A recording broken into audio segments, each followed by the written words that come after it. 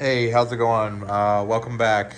I'm going to show off my new DIY 4 20-gallon long uh, stand that I just made, and just kind of show off like how you don't need a lot of materials or even really a lot of know-how to make something like this. This is literally just 2x4s.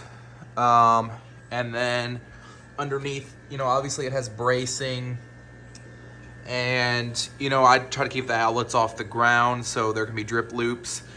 And then I've got enough room underneath for like the pumps, and then I can store buckets right here. I might eventually like go ahead and put cabinet doors here and kind of box it in, but for now it's, it is what it is. You don't even really need like a lot of power tools and stuff to do this. You could, I wouldn't recommend it, but like you could literally, make it with a handsaw if you wanted to, like just make the cuts in the 2x4s. And then I use 3-inch deck screws.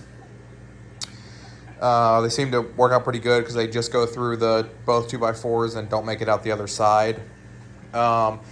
These will be used as grow out racks for, if you watch the previous video, I do the breeding of the plecos and stuff like that in these 40 breeders. You could take a more in-depth look at that in my previous video.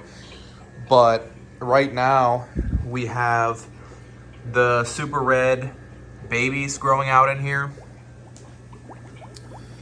Let's see if I can find some of them. I believe there's like about 16 in here right now. Let me come to the other side. A lot of them are over here. Just, hanging out, eating the rapashi there. And then I have kind of an exciting project here that I'm working on. This is I turned this into a spawning tank. So I've got he's kind of washed out right now because I just put him in there, but that is my biggest male bosemani rainbow.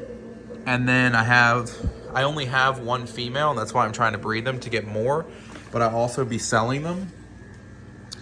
And that's her right there under the filter. They're kind of just hanging out right now because I just put them in there, so they're kind of scared, and then really the only thing they need is this breeding mop right here. So hopefully they'll fill that up with eggs, and I'll post an update video in about a week.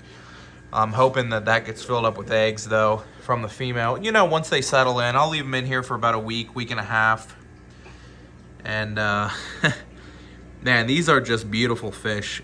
He's really, washed out right now. He's not showing much because I just scooped him out of the 125 and put him in here, which I'll be showing that off in a later video.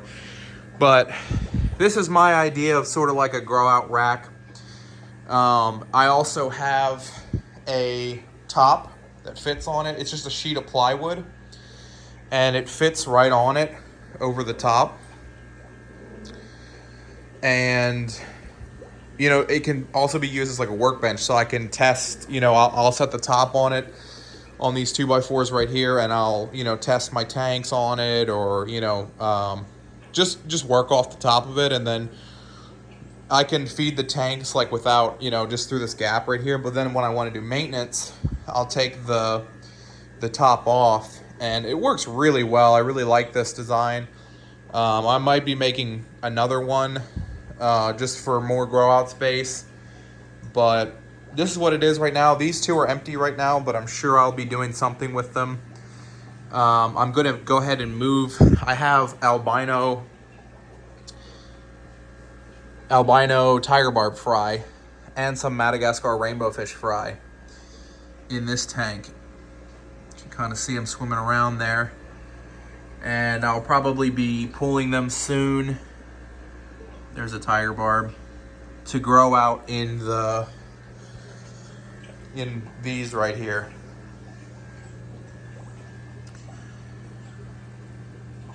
So I just wanted to show that off today. Look at the male came out. He's looking a little better now. He's displaying a little bit. So I have no doubt that they will breed in this tank.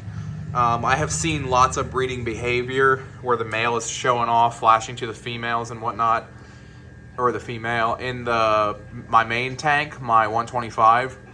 And I'm sure that there's eggs in there. They just get eaten by the larger fish, like the angelfish and stuff like that, or they just eat them. But this is a way to really like make sure that the eggs stay.